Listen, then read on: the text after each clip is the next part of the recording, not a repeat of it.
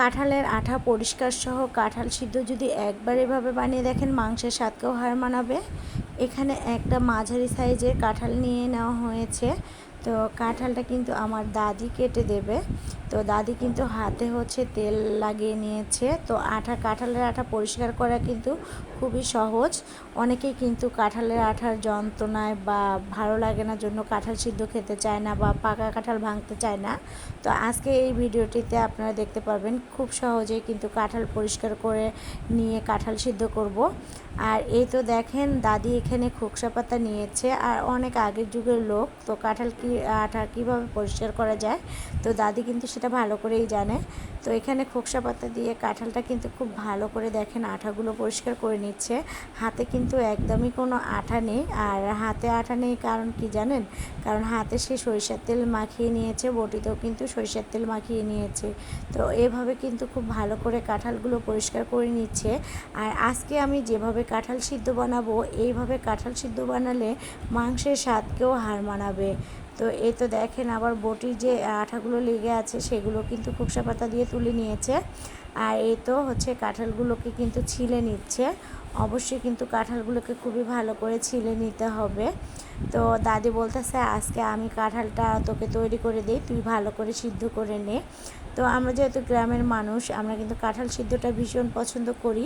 তো কাঁঠাল সিদ্ধ কিন্তু খেতে ভীষণ ভালো লাগে। এবছরে কিন্তু আমি প্রথম আর কি কাঁঠাল সিদ্ধ করে নেব। এর আগে আমার একবারও কাঁঠাল সিদ্ধ করা হয়নি। তো যেহেতু কাঁচা কাঁঠাল আছে, তো ভাবলাম যে না, আজকে কাঁঠাল সিদ্ধর রেসিপিটা আপনাদের সাথে শেয়ার করি।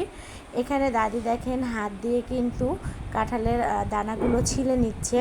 খুবই ভালো করে কিন্তু পরিষ্কার করে নিতে হবে। আর এই কোষগুলো থাকলে কিন্তু কাঁঠাল সিদ্ধটা তিতা লাগবে। তো তার জন্য কিন্তু দাদি এখানে একটা একটা করে পরিষ্কার করে নিচ্ছে। আর ওই যে বললাম না, দেখেন হাতে কিন্তু কোনো আঠা নেই, একদম ঝামেলা ছাড়াই কিন্তু আজকের কাঁঠালটা সিদ্ধ করার জন্য রেডি করে নেওয়া হচ্ছে।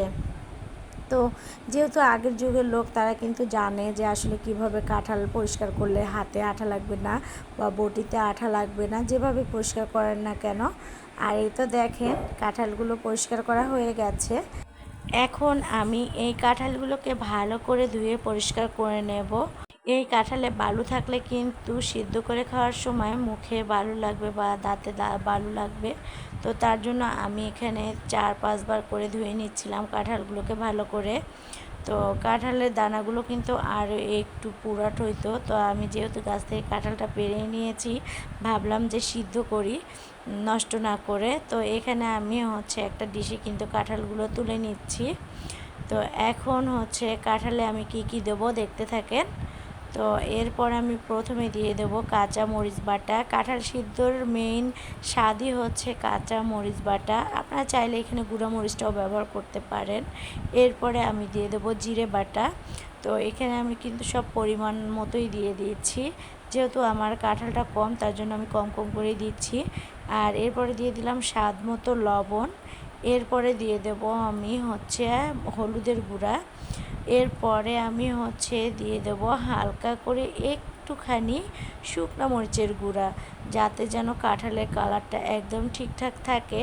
তো একদম সহজভাবেই কিন্তু কাঁঠাল সিদ্ধটা করে নিচ্ছি। এরপরে আমি হালকা করে দিয়ে দিলাম সয়াবিন তেল। তো এখন আমি কাঁঠালগুলোকে কিন্তু হাতের সাহায্যে মাখিয়ে নেব। তো ওই যে বললাম না, এইভাবে একবার কাঁঠাল সিদ্ধ করে খেয়ে দেখবেন, একদম মাছ মাংসকেও হার মানাবে, এতটা মজাদার হয় এই কাঁঠাল সিদ্ধটা। তো এরপর আমি সবগুলো এক জায়গায় করে এখন কিন্তু দিয়ে দেবো পানি। অবশ্যই আপনারা কিন্তু সবসময় পানির পরিমাণটা বুঝে শুনে দিয়ে দেবেন, নয়তো দেখা যায় কাঁঠালগুলো একদম নরম হয়ে যাবে সিদ্ধ হয়ে। তো এই জন্য আমি পরিমাপ মতো পানি দিয়ে এখন কিন্তু চুলায় বসিয়ে দিচ্ছি। আর সব সময় কিন্তু চুলাটা একদম হিটে রাখবেন। আমি এখানে 20 হিট দিয়ে দিলাম। তো দেওয়ার পরে তো এখন অপেক্ষা করতেই হবে। আর এই তো দেখেন চলে আসলাম। আর একটুখানি কিন্তু দেখেন পানি আছে। তো এই পানিটাও কিন্তু আমি শুকায় নেব। তো আমি একদমই নাড়াচাড়া করব না। আর দেখেন আমি কিন্তু একদম পরিমাণ মতো পানি দিয়েছি। কাঁঠালগুলো দেখেন একটু শক্ত শক্তই আছে দানাগুলো। তো এখন হচ্ছে একটু ঢাকা দিয়ে দিলাম। তো অবশ্যই কিন্তু কাঁঠাল না নেড়ে ঢাকা দিয়ে দিবেন, তাহলে একটা দানাও কিন্তু খসে যাবে না, বিচি সহই থাকবে। তো এখন তো আবারও একটু অপেক্ষা করতে হবে, যেহেতু একটু রস আছে, রসটা শুকায় নেওয়ার জন্য আমি কিন্তু আবারও এখানে ঢেকে দিলাম। তো এরপর এই তো দেখেন চলে আসলাম। আর এই তো দেখেন কাঁঠাল সিদ্ধ কিন্তু খুব সহজেই হয়ে গেল। আর ওই যে বললাম না, এইভাবে কিন্তু কাঁঠাল সিদ্ধ করলে মাংসের স্বাদকেও হার মানাবে। তো কেমন লাগলো আমার এই আজকে কাঁঠালের সিদ্ধর রেসিপিটা অবশ্যই কমেন্ট করে জানাতে ভুলবেন না। আজকে এই পর্যন্তই। সবাই ভালো থাকবেন, সুস্থ থাকবেন। আল্লাহ হাফিজ।